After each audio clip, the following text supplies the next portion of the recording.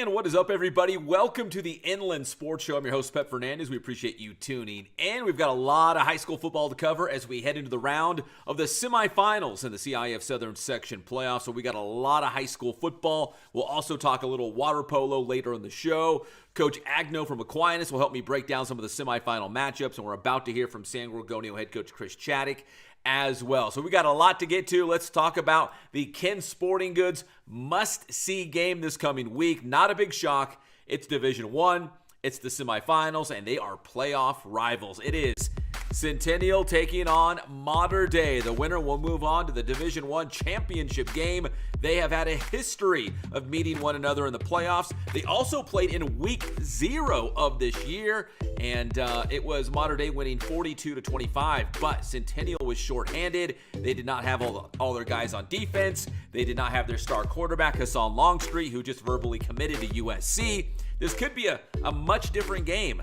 We're going to find out, and Centennial's going to host this one. So it's Centen and Mater Dei, your Ken Sporting Goods must-see game. Now, Centennial's coming off a big win against Mission Viejo in the quarterfinals. Inland Sports. Take a look. It was Centennial leading by a score of 25-20 late in the fourth quarter, and a huge defensive stand. This was the Diablos on fourth down. The pressure and then the interception by the Huskies, and that would seal the deal.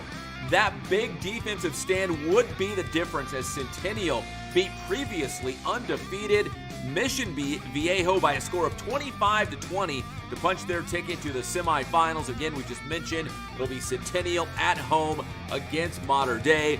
And Centennial, who we've talked about their offense for years and years. They score better than anybody else. It was their defense coming up big against the Diablos, the difference in that game. And that was our big boost play of the week. All right, so Centennial's in the semifinals. Who else?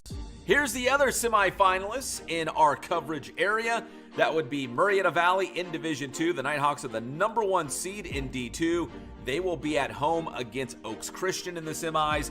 Vista Murrieta, big win against Cajon in the quarterfinals, 21-zip. Now they are back home, taking on Edison. It'll be Summit in Division 5. The Fightin' Mathenis are going to take on Lacerna, a CIF champ from a year ago, I believe Division 4. Murrieta Mesa, 3 teams from the city of Murrieta Mesa in the semifinals. Murrieta Mesa will hit the road for St. Francis. That's Division 6. Ukaipa back home again. Dramatic win against Peninsula in the quarters. Thunderbirds will host Warren in Division 7. It'll be Great Oak on the road at Wilson in Long Beach. San Gorgonio on the road at El Rancho in Division 11. And Carter on the road at Wilson, but Hacienda Heights Wilson in Division 12. So those are the semifinal games in the Inland Sports Show coverage area. We had a chance to catch up with head coach Chris Chaddick at San Gorgonio to talk about that big win against Grand Terrace, and now going on the road to El Rancho. And the coin flips are already done for the championship round. So if San Gorgonio wins, they will be on the road again in the finals. Here's head coach Chris Chaddick. Inland Sports. How much fun has this been? Because, there's been, every football season has its, its own ups and downs and high moments and low moments. How much fun are you having just seeing that the team is, is putting it together at the right time of the year, right? I go back to that Harupa Hills game. That was one of the craziest games I've seen this season. And here you are, one game away from a CIF championship, that the team was able to, weather through some valleys and enjoy those high moments. And here you are, so close to, that ultimate goal of winning a CIF championship. Oh, yeah. I think that Harupa Hills game was, we learn more from our losses than we do from our wins. And it was better to get them out of the way in the regular season. That Harupa Hills was a 1 point. The Grand Terrace one was by a touchdown, and I think we learned from those. We grew from those, so I think it was important to have it. It allowed us to collectively start working harder together, stop pointing fingers, start pointing, taking accountability. We talk all the time about extreme ownership, and we talk about, victory requiring payment in advance, and that allowed us to get back to our roots of owning everything, getting back to work, and coming together like the family we have become. Coach, you were part of that San Gorgonio team. You were on the coaching staff when they won a CIF championship. If you were going to try to, put your finger on what is like the key ingredient to a championship team, like is it the camaraderie? Is it just you got to, the Jimmys and the Joes? I mean, what do you think it is? Like what makes a champion? Oh man, there's so many variables, but I think the first and most important is that work wins. You have to have a strong work ethic. That 16 team was special because they worked, and I see a lot of that in this team. The work ethic is strong. The other thing is you have to have camaraderie, as you said. These guys have, built together, and we have those dinners for a reason. We do those family dinners the day before the game for a reason, to build that sense of community and family. And we have some great individual players. I mean, it doesn't matter if you know the X's and O's if you don't have Johnny's and Joe's, so to Yeah. speak. We've got some dudes that step up big in the clutch when they need to, and and they do it selflessly. There's some guy there. The thing that's special about this team is it's somebody different every week. It could be, Duran, who just got an offer from Boise and is actually making a visit to Utah Tech today. He's there. That's an offer. He can get off, and then, when he works hard, it frees everybody else up, like the Caleb Hayeses and the Blakes, and the Rashawn Holmes, who's been spectacular. That guy's been a find this year, and Anthony Rucker, and all those guys to do their job. And the unsung hero has definitely been our quarterback, Jacob Russell, who's just manned the machine very well, and our offensive line. Everybody works hard because they've bought into that. This is our family versus your team, and I think that's when you build the family environment, that that work wins, and that you have that accountability. And you have you got to have the Johnnies and Joes, and sometimes you got to have the breaks, have things your way. And and I'm not afraid to say it, we got some great coaches. I love my coaching staff. Gary Headland is second to none. All the assistants are terrific. They've been doing an excellent job. Coach Moe, Coach McCursky, Jackson, Whitmore. Let me see who else am I with. Wheeler has been doing a great job.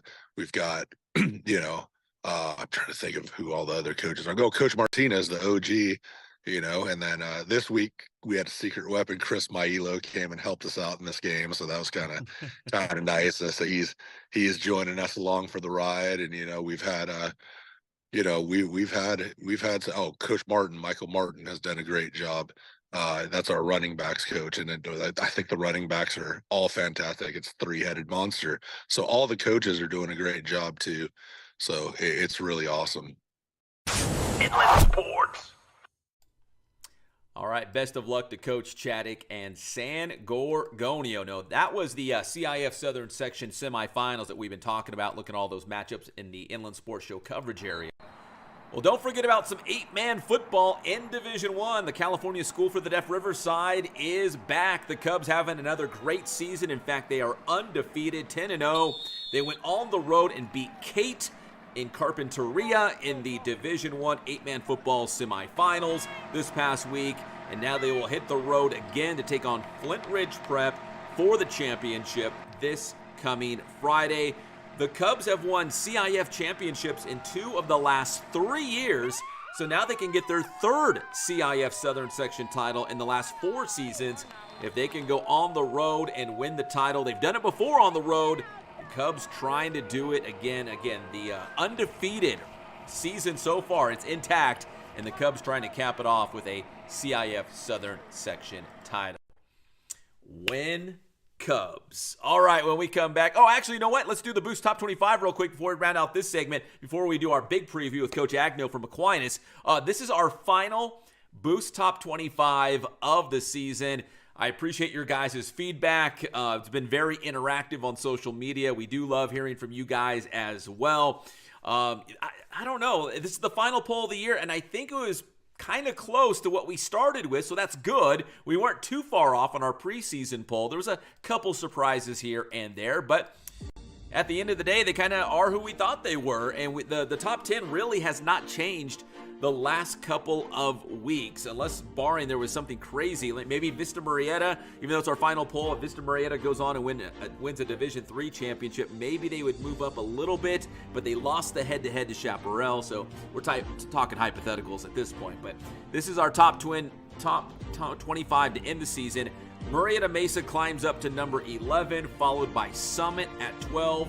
Those are probably the biggest changes in the top 25 this week. San Gorgonio was in the top 25 earlier this season. They are now back as they are in the semifinals, and that's pretty much it. The top 25 has not had drastic changes the last couple of weeks, and I think that's because we were doing good the last couple of weeks. We kind of knew who we thought they were by the end of the season, but Marietta Mesa and Summit still playing in Division 6 and Division 5 respectively. So best of luck to all of our local teams as they try to chase down CIF Southern Section titles. When we come back, we're going to have George Anagnostopoulos.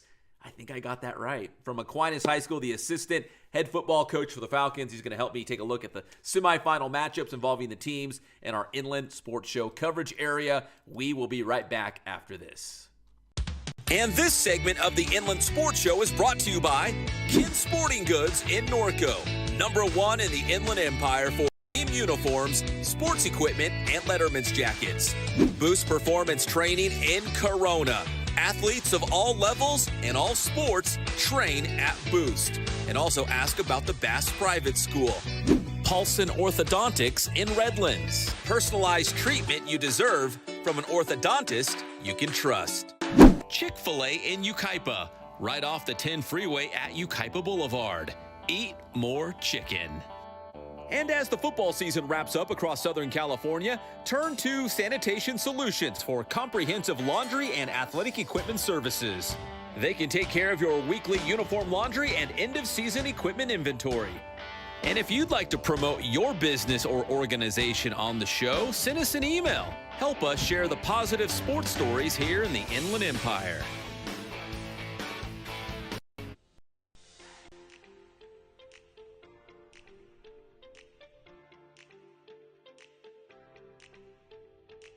The Inland Sports Show is proud to partner with Dr. Marcus Paulson and Paulson Orthodontics in Redlands.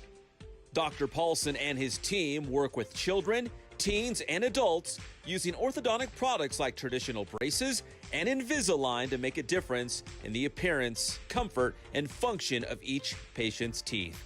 Paulson Orthodontics welcomes new patients, so schedule a visit today.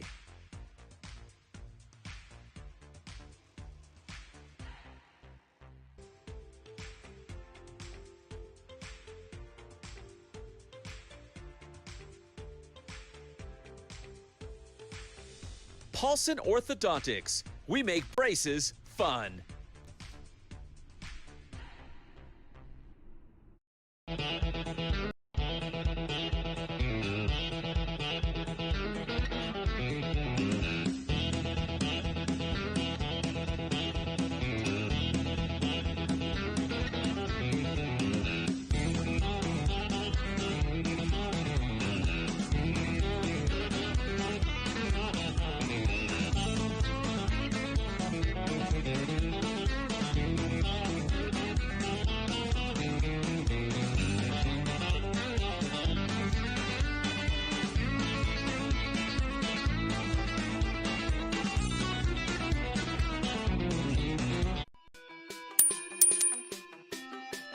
Parents, is your young athlete training too much? Stay tuned to find out. Did you know that the recommended dosage of training hours per week should not exceed your child's age?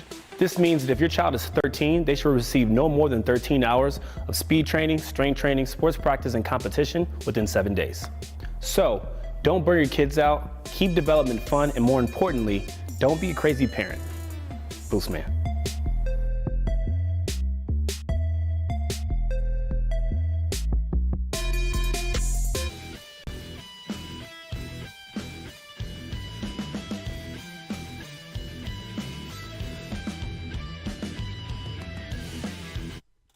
And welcome back to the Inland Sports Show. Right now we're going to take a look at the CIF Southern Section semifinal matchups with our good buddy George Anagnostopoulos, assistant head football coach for the Aquinas Falcons. We're going to run down all of the teams in the Inland Sports Show coverage area and break down the matchups. Inland Sports. And now joining us here on the Inland Sports Show to help us break down the CIF Southern Section semifinals. Man, it's going to be a good round. We got a lot of local teams still in the hunt for CIF titles. It is Aquinas assistant head coach, Coach Agno. I'm just going to say Coach Agno because every time I'd probably butcher your entire name. But Coach, thanks for hopping on, man. I appreciate it. Thanks for having me. It's always good to come on here and talk football. Well, I'd rather talk about you guys playing in the semifinal round. I know you guys had a tough one on the road in Division 4 in that first round game against Redondo Union, but it was still a great year. But what happened in that first round game? Yeah, ended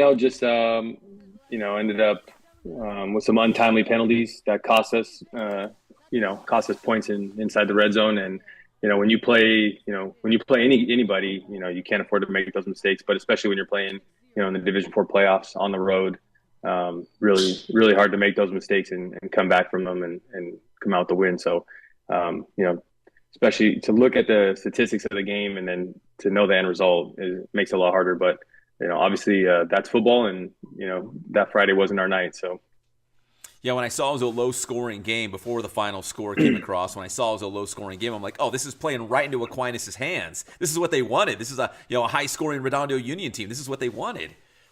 Yeah, no, definitely. They're super talented and, give them a lot of credit, but a lot of self-inflicted wounds that night, and we've made mistakes throughout the season. And, when you make those mistakes against, teams that you're a lot more talented than, or maybe then you can recover from those mistakes. But like I said, when you're playing on even ground or against a team who's maybe more talented than you, it's hard to make those mistakes, especially when we made them in the game, inside the 5-yard line. We had 2 touchdowns called back and ended up not getting points on both of those drives. So, you have to capitalize on all of your opportunities, especially in the playoffs. So. 100%. All right, Coach. So I'd rather have you guys playing in the semifinals, but this is the next best thing as you help me break down some of these semifinal matchups. We're going to go numerically. We'll start in Division 1. Like the sun rising in the east, you can just kind of pencil in Centennial at least in the semifinals against Mater Dei or Bosco. That's exactly what we got. Monarchs and Huskies. It'll be at Corona Centennial on Friday night in the semifinals. They played the first time back in week 0, the first time around, and Centennial was shorthanded, and they still gave them a game. It wasn't like it was a blowout for Mater Dei. So this time around, what do you think of this matchup? Oh, for sure. I mean, I think Centennial's a completely different team. I think they had 2 corners that were SOP kids that sat out, that both committed to Big Ten schools, which is a big deal, especially when you're playing a team like Mater Dei who can throw it all over the place and has receivers at every position. Mater Dei's got a really good tight end, probably one of the best tight ends I've seen in the Southern section. He looks like a young Brock Bowers if you watch him, and probably why he wears number 19 too. So, but no, I watched Centennial play Mission Viejo on Friday, and it's playoff football, and it's Matt Logan. You can never count him out. And, the Longstreet kid's really talented, and Roby's running the ball well. So it's going to come down to, can they run the ball against that Mater Dei front, because it's senior heavy. That D line's really good, and all of their linebackers are really good. So it's a really talented front for Mater Dei. And if Centennial can have some success running the football, then I think, they got a really good chance of giving them their best shot and maybe get into that final. So yeah, Centennial and Mater Dei, they've had some battles in the semifinals. I remember, I think it was 2 years ago at Centennial where they had Mater Dei on the ropes and they let them off the hook. And then last year with them and Bosco, it came down to, I think it was like a 2-point conversion. It was a 1-point game at the very end. So Centennial's been right there on the cusp. So, but again, Mater Dei's the number 1 team in the section, the state, the nation, the galaxy, however you slice it. Mater Dei's number 1. Right. But, so Centennial, rarely are they the underdog, but they're kind of the underdog in this again. For sure, yeah. And I think Matt said it after the game. He said, anytime you get a chance to take on the number 1 team in the country again, you're just excited about that opportunity. So, they have a lot of talent. Centennial, they're well coached. And I think it's going to really come down to, can they run the ball against that Mater Dei front, because that Mater Dei front is really good. Yeah, they're legit, no doubt about it. All right, so that's Division One. In Division Two, we've got Marietta Valley taking on Oaks Christian. Of course, the Nighthawks, they have their stud quarterback, Bear Bachmeyer, back in the mix. He missed most of the regular season, but now he's back. They will be at home against Oaks. I don't know if you follow the Nighthawks very closely, Coach, but they can score a lot of points. Yeah, for sure. I follow them a little bit here and there. I obviously follow their scores, and I haven't really watched any of their games, but kind of watched some of their highlights, before we got on today. And, getting Bear back is a huge deal. That kid's a legitimate dual threat. And now having him back in the backfield with Dorian is going to be a big deal for those guys if they can keep Oaks off balance. It looked like, from what I saw from the Oaks and the Oaks Christian game and Oak Hills game, it looked like, Oak Hills was having a really good, successful time running the football. And, so if Marietta Valley can kind of bleed the clock a little bit on these guys and keep Oaks off the field, Oaks has a ton of athletes, so they can kind of control the line of scrimmage and do those things and run the ball well, then they got a really good chance, especially, like I said, having Bear back. I mean, that kid is a legitimate dual threat quarterback. So. Yeah, 100%. And he wears number 47, which is awesome. Yeah, that's so great. I know. So great. Like, no ego, nothing. Like, no prima donna to him. Like, he's just number 47. They're physical. They play good defense. And like you said, they can score a ton of points. So, and they're battle tested. So this isn't anything new for them. Yeah, they only lost to Centennial 28-9. That was kind of a weird game when they played in Big West Upper Play. So Marietta Valley, the number 1 seed in Division 2, home for Oaks Christian. In Division 3, another Marietta school, Vista Marietta taking on Edison. We saw the Broncos last week go to Cajon and toss the shutout 21-zip. In fact, I ran into Evan Powell, the quarterback for Cajon. I ran into his dad last night. And he's like, man, no doubt, don't take anything away against Vista Marietta. That is a really good football team. But Cajon did not play their best game. A lot of, maybe kind of the same scenario with you guys against Redondo Union, like having miscues in the red zone or in the, these meaningful plays, and you just can't do those things. But Vista Marietta is really good. They got a home game against Edison. How do you see this in Division 3?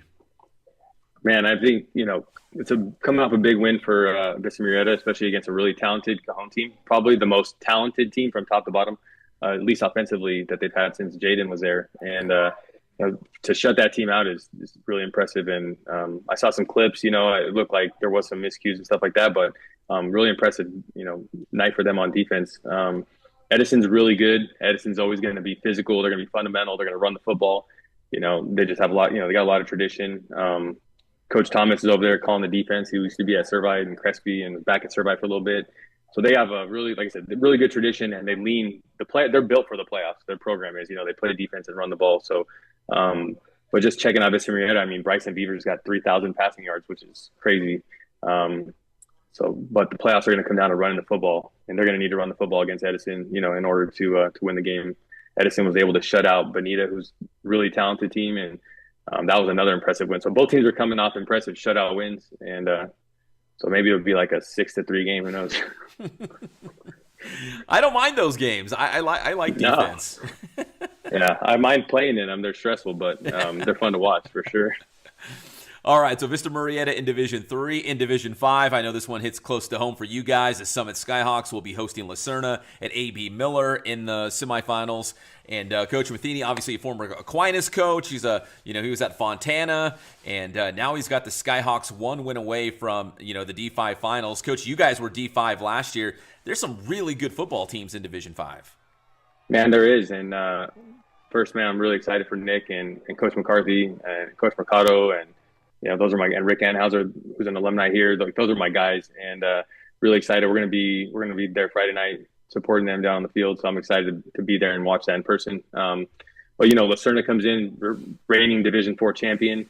Well-coached team again, where they run the wing tee a little bit. They do some other stuff. I know they played a couple different quarterbacks this season, but coming off of a freaking Division 4 championship, they're going to be, it's a talented team. They're battle tested. They played some really tough games in the preseason. I mean, they played Edison really tough early on in the preseason. So that shows, obviously, they're playing with the Division 3 semifinalists, and like I said, they're well coached, but Summit's got it rolling right now. And, they've found something in their run game, and, they're so physical and big up front, and they shut down a really good Huntington Beach offense who's got, they have Brady Edmonds, a quarterback he's a sophomore, but he's really talented, 6'7" kid. And they were able to kind of mitigate him a little bit and, George Toya, he's a problem for anybody. I don't know if you've seen him in person, but he's gonna be a problem on the defensive line. And then they've been giving him the ball a little bit, and doesn't look like he's very fun to tackle. I'll tell you that. So Marietta Mesa in Division 6, they have reached the semifinals. They're going to be on the road taking on St. Francis, and I know you're familiar with St. Francis. What do you think of that matchup in Division 6? I think both teams, I was looking at their max preps, and both teams have played really tough preseason schedule. St. Francis is in a really competitive league. And then I looked at, Marietta Mason played Marietta Valley, Beaumont, and Vista Marietta, 3 really good teams. And, they didn't win any of those games, but they're competitive in them. And obviously, they're battle tested. And looks like, they got a running back, Celestine. They're probably going to lean on him. And, and quarterback Trey Gamble, he's got like over 1,000 yards passing. So, anytime you have a 1,000-yard passer and, a guy who's run for 1,300 yards, you're in good shape. So, all right, Coach, St. Francis is well coached. Let me go to Division 7 real quick. UKIPA, we've covered the Thunderbirds pretty closely. And, as an at-large team out of the CBL, they're the only CBL team still playing right now. They had a dramatic win against Peninsula in the quarterfinals, a Peninsula team that had just beaten Citrus Valley, and then UKIPA turns around and beats them. So the Thunderbirds, even though it's Division 7, they're making a great run right now to that championship game. Yeah, for sure. They, I was shocked. When I checked Max Preps, it said they had lost 7-3, and my buddy hit me up and he's like, "No, dude, I was at the game. Like they won 10-7." And I'm like, "Oh, wow!" And we watched Peninsula, play on film, and they're in Redondo Union's league, so got a good look at them, and they're really talented. So that's a big time win for UKIPA and Coach Price over there. So fired up for those guys. Logan Barber's a beast, running the ball, and their quarterback's 1,000 yards rushing, almost 1,000 yards passing. So really excited for them.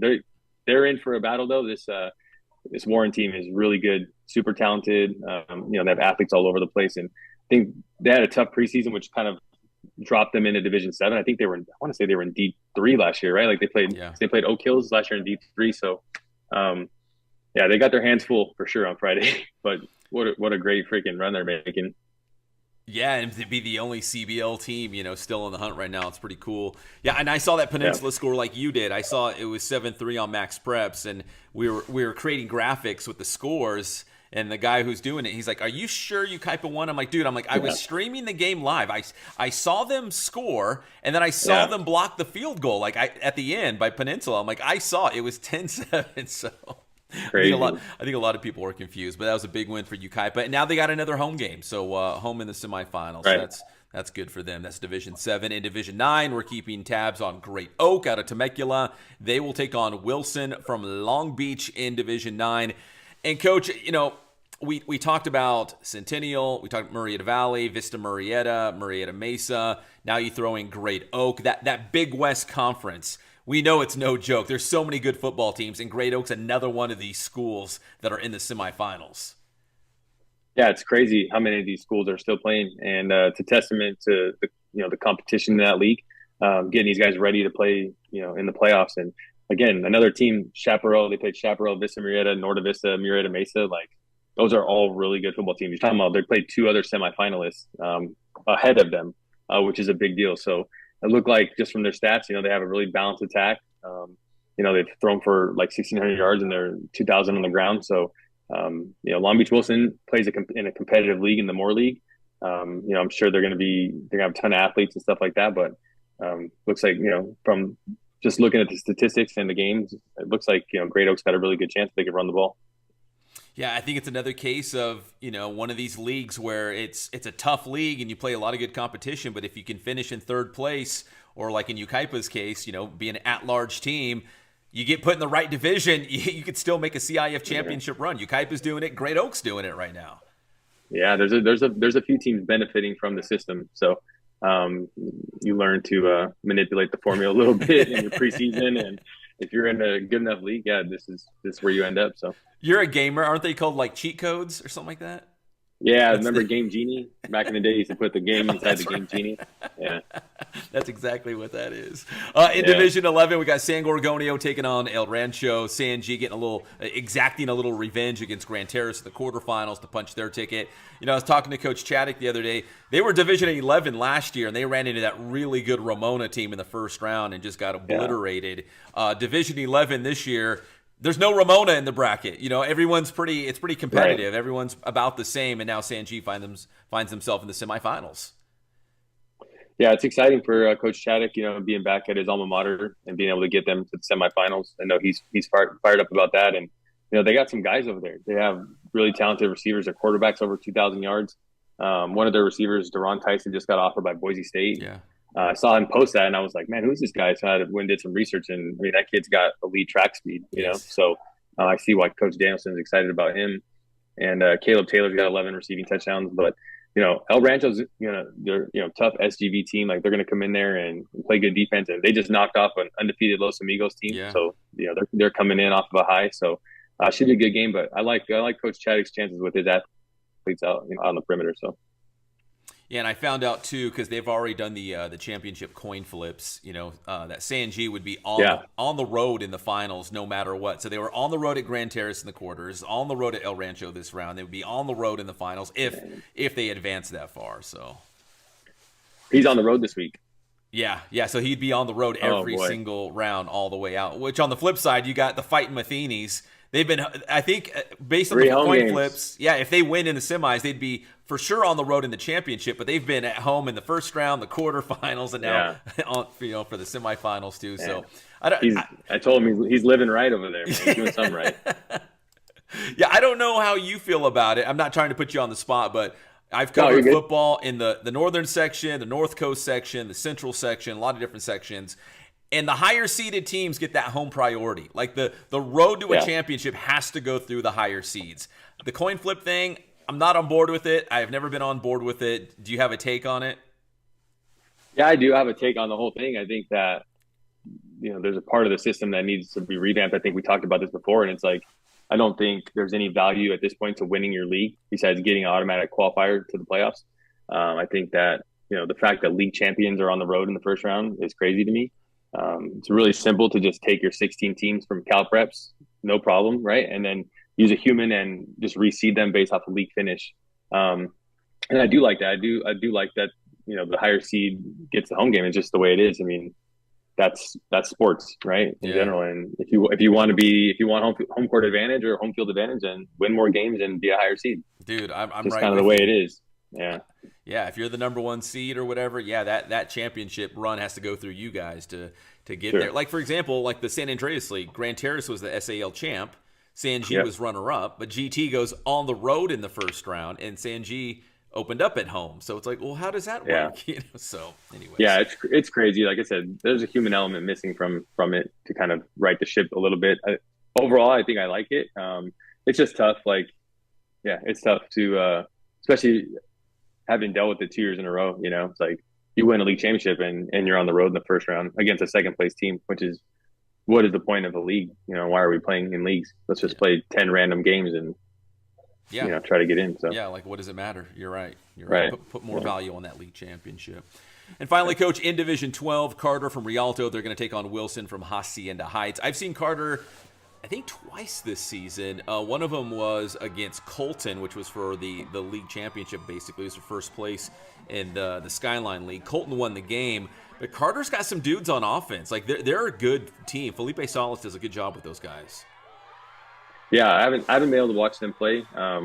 This is kind of the point, if we're not playing, where I start putting on the local teams every week and getting like 3 or 4 screens going. Just looking at their stuff, it does. They look like they got some guys on offense. Jordan McKinney, yes, I think that's the running back, and that dude can go a little bit. I watched a couple clips of him, and I'm excited for those guys. It's a great opportunity for them to to bring a CIF championship back home to Rialto. There's a small acquaintance connection with Hacienda Heights Wilson, though. Their running back, that dude is a monster. Dominic Izionye, I believe I said it right. He's actually cousins with all the Amajoys. They're like first cousins. So, yeah. So there's a rooting interest for there's Wilson. I'm not rooting for Wilson. I'm rooting for Carter. I'm just telling you that there's a connection. All right, Coach, let's finish it up like this. I didn't even prep you on this, but 8-man football. Are you keeping tabs on 8-man? Because they're already in the section championship games this round. We got CSDR playing for another title. I haven't, but I follow those guys a little bit, and man, I mean, just for those guys to continue to do it year in and year out, it says a lot about their program and It's really impressive. Like, no matter what level you're playing at, to be able to sustain success for that long, that's a big deal. So, it's exciting for those guys in their school. Yeah, we've been talking about, local dynasties or teams that the Centennials of the world, right? Teams that are always right there, competing for championships. CSDR has won 2 of the last 3 CIF titles. This would be number 3 of the last 4 if they can get it done this week against Flint Ridge Prep. But yeah, California School for the Deaf Riverside, man. It's like, first it was like this Cinderella feel-good story that, Disney was picking up on. And now it's like, oh no, they're just a good football team, a good football program. Yeah. Yeah, it's just like death and taxes now. Yeah, death, taxes, and the Cubs in the finals. So, right. Well, Coach, man, listen, I appreciate the time. Thanks for helping me break down the semifinals. I wish you guys were playing this week, but this was the next best thing, man, talking some football with you. Yeah, me too. I appreciate you having me on. I always love to talk football with you. All right, maybe we can do it again in the finals. I think probably maybe if half these teams went, we'd have about 4 or 5 schools from the area playing for CIF championships, and that's about right. I mean, one year I think San Jacinto was like the only team one year playing for a finals, and then another year we had like 7 schools. So like you can never predict, but on average we've got like usually 4 or 5 schools from the area that are playing for finals. That's exciting, man. We play good football here in Inland Empire, so it's exciting for everybody else to see it too. Speaking of, can I ask you about San Jacinto? Yeah, sure. Can I ask you about the Jack? You guys got the Tigers on the schedule next season. How did that come about, and what a great non-league game for you guys? Yeah, we had 2 openings originally. Now we ended up with 3 openings, and so soon we posted. Actually, Coach Galliano sent me a message on Twitter, and I let him know we originally preferred to have a week 5 bye week next season, just to kind of split the season up instead of a week 3. So originally we were going to try and do that, and we posted it, and then he responded to the tweet, and then Coach Bruzy talked to him, and we're gonna play down there at San Jack on week 5 next year. So that's awesome, man. What a great game to get you ready for league play, I guess. Like I know you like that bye in week 5, but what a great way to kind of get the juices flowing for another league title run. Yeah, definitely. So we opened up with Damien, and then we had two openings that we got to fill. We have weeks 1, 2, and 3 open.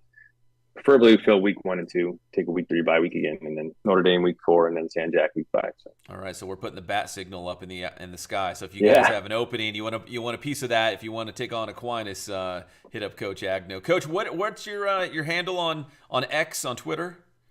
It's just at Coach Agno. All right, at Coach Agno. So if you're a coach out there watching the show, the Falcons looking for some games, weeks 1 and 2 preferably, right? Next year. Yes, sir. So. Yep. All right, Coach Agno, thanks for the time, man. Thanks for helping me break down the semifinals, and we'll see who advances to the championship round. Awesome. Thanks, Pat. Appreciate everything you do. Inland Sports. All right, Coach Agno bringing it as usual, breaking down the semifinals, man. Good luck to all of our local teams. I know we're going to have some advance to that championship round. When we come back here on the Inland Sports Show, we're going to recognize and celebrate a couple of local water polo champions, and we'll talk some CBU hoops as well. We'll be right back here on the Inland Sports Show. And this segment of the Inland Sports Show is brought to you by Kids Sporting Goods in Norco, #1 in the Inland Empire for team uniforms, sports equipment, and Letterman's jackets. Boost Performance Training in Corona. Athletes of all levels and all sports train at Boost. And also ask about the Bass Private School. Paulson Orthodontics in Redlands. Personalized treatment you deserve from an orthodontist you can trust. Chick-fil-A in Yucaipa, right off the 10 freeway at Yucaipa Boulevard. Eat more chicken. And as the football season wraps up across Southern California, turn to Sanitation Solutions for comprehensive laundry and athletic equipment services. They can take care of your weekly uniform laundry and end-of-season equipment inventory. And if you'd like to promote your business or organization on the show, send us an email. Help us share the positive sports stories here in the Inland Empire.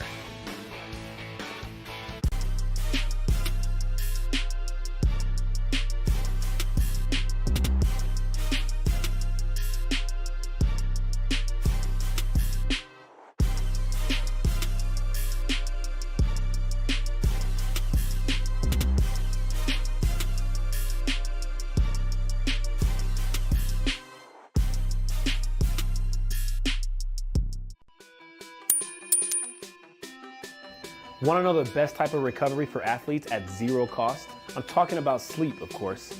As an athlete, good sleep can help you reduce your risk of injury, improve your strength and power output, as well as improve your overall work capacity. It also helps you bounce back quickly from the stress of competition. As a student, adequate sleep can help boost your mood, cognition, productivity, and relationships. Bottom line, don't sleep on sleep. Boost man.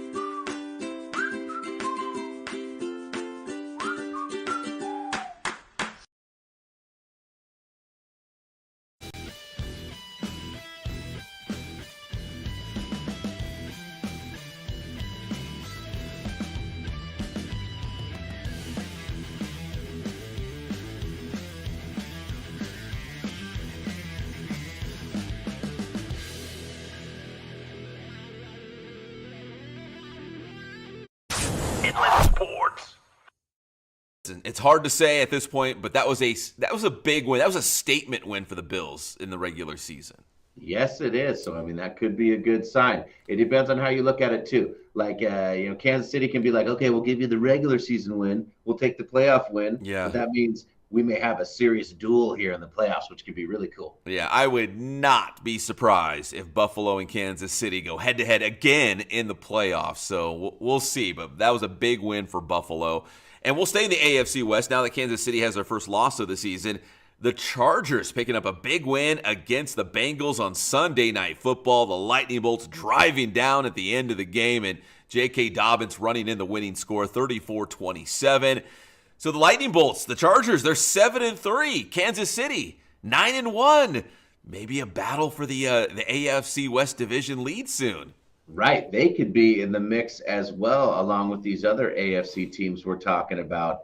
But one thing I have to mention is the plague of these kickers not doing well. My goodness, Cincinnati missed 2 field goals, and it turns out they still would have lost by a point because J.K. Dobbins, sealed the victory with that touchdown. Let's talk some college football real quick. Man, what a weekend. Every single weekend is just crazy. So we had Oregon barely holding on at Wisconsin, so the Ducks will remain number 1. But what BYU lost over the weekend, Washington State, who was kind of on the fringe, right, of maybe that college football playoff, they lost to the New Mexico Lobos.